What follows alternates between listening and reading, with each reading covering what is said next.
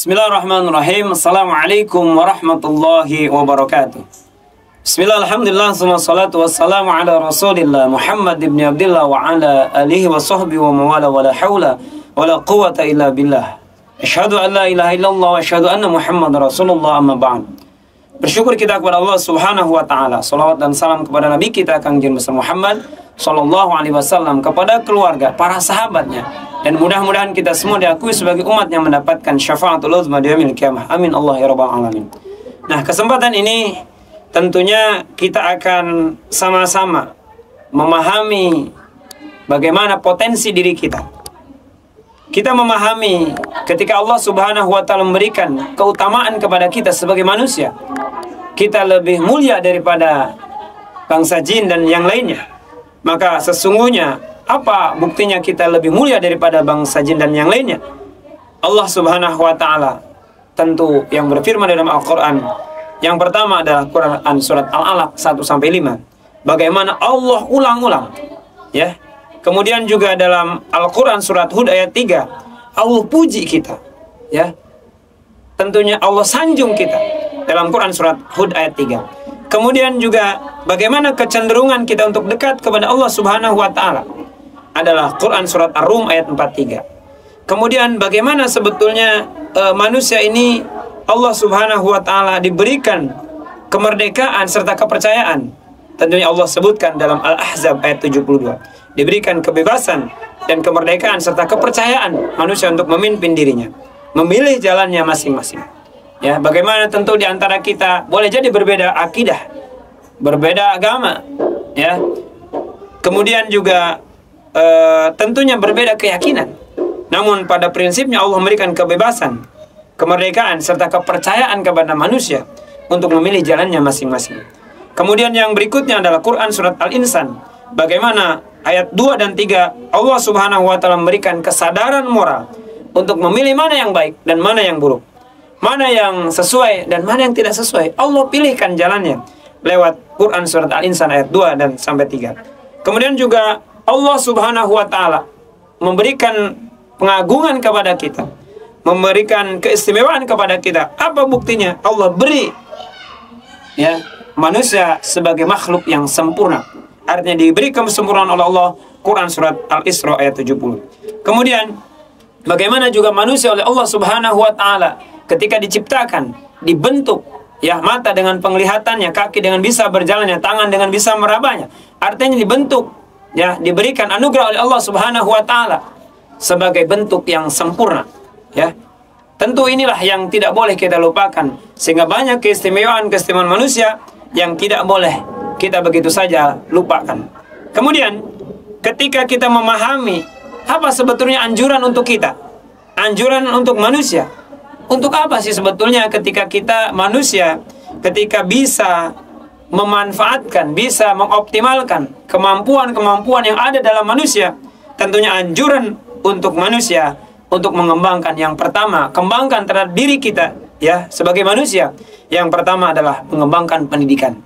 Maka saat ini kalau kita tidak memiliki pendidikan, ya, bagaimana tentunya kita bisa menghadapi tantangan zaman, ya, tantangan kehidupan kita? Maka dengan modal pendidikan. Orang tua boleh jadi dahulu ketika dia menyampaikan kepada anak yang boleh jadi, nak, hari ini ayah selesai SD saja. Namun tidak boleh kamu sampai hanya SD, namun kamu harus melanjutkan sampai dengan SMP. Kemudian berikutnya juga ketika orang tua hanya sampai SMP, mengharapkan anaknya sampai SMA. Ketika orang tua sampai SMA, mengharapkan anaknya sampai dengan kuliah dan yang lainnya. Maka itulah harapan-harapan pendidikan yang manusia memiliki potensi untuk dikembangkan. Kemudian yang dikembangkan lagi oleh manusia adalah selain daripada pendidikan adalah tentu ilmu pengetahuan. Boleh jadi di antara kita belum diberikan kesempatan oleh Allah subhanahu wa ta'ala mengenyam pendidikan karena faktor biaya dan yang lainnya. Namun tidak boleh lepas dari ilmu pengetahuan, baik ilmu pengetahuan terkait tentang dunia ataupun juga ilmu pengetahuan tentang agama. Iptek boleh kita raih dan imtak tetap kita juga raih. Maka sebetulnya anjuran untuk manusia mengembangkan ilmu pengetahuan, Allah subhanahu wa ta'ala menganjurkan kepada kita. Maka tidak boleh manusia hanya stagnan, hanya tetap tentu memiliki pengetahuan yang selalu dan harus dikembangkan. Kemudian juga manusia tentunya memiliki potensi untuk dikembangkan apa? Filsafat, pemahamannya. Tentu di sini ya adalah bagian dari kita untuk mengembangkan pemikiran kita, falsafah kita, dasar-dasar kita. Nah, kemudian juga bagaimana tentunya Al-Maidah ini ayat 3 menjelaskan bahwa manusia butuh agama. Jadi agama dikaitkan dengan bagaimana manusia diatur oleh Allah Subhanahu wa taala secara hubungan vertikal. Manusia tentunya bukan hanya makhluk yang bebas begitu saja, namun butuh agama untuk pengaturannya. Maka Allah Subhanahu wa taala memberikan pegangan pokok kepada agama untuk mengatur manusia. Di antaranya adalah hifdzuddin, memelihara agama. Boleh jadi kita berbeda agama, tapi kita sama-sama rawat dan pelihara kerukunan umat beragama. Boleh jadi kita berbeda keyakinan, pendapat, namun kita jaga masing-masing agar kita tetap menjaga kerukunan kita. Boleh jadi kita berbeda dalam hal tentu pemahaman, namun tetap kita bersama-sama, sosial kita tetap bersatu. Kemudian hifdzun nafs, menjaga atau memelihara jiwa kita. Setiap agama juga mengajarkan kepada kita untuk selalu menjaga jiwa, karena menjaga jiwa adalah kewajiban bagi setiap manusia, bukan hanya untuk agama Islam, namun juga agama yang lain. Kemudian hifdzun nas, memelihara keturunan. Kita dianjurkan oleh Allah Subhanahu wa taala ketika manusia kaitannya dengan agama, maka kewajiban dia adalah menjaga nasl atau memelihara keturunan. Tidak boleh keturunan kita tidak jelas. Harus kita jelaskan dengan cara yang jelas, dan kita juga raih dengan tentunya dengan kejelasan. Jadi maka di antara kita, kalau ada hubungan yang tidak jelas, maka tinggalkan saja. Masya Allah. Ya, maka karena agama mengatur kejelasan, ya 1.2 koma, ya, misalkan pemirsa cantik siapa yang punya, nah harus jelas ada yang punya. Masya Allah. Kemudian yang selanjutnya, hifdzul akal, menjaga akal. Bagaimana Allah Subhanahu wa taala menjaga akal kita? Jangan sampai terganggu dari minuman keras, jangan sampai terganggu dengan alkohol dan yang lainnya. Karena akal adalah fungsinya untuk dijaga, untuk dipelihara. Itu adalah anugerah Allah Subhanahu wa taala. Kemudian yang terakhir adalah hifdzul mal. Bagaimana sesama kita, umat manusia harus menjaga hartanya.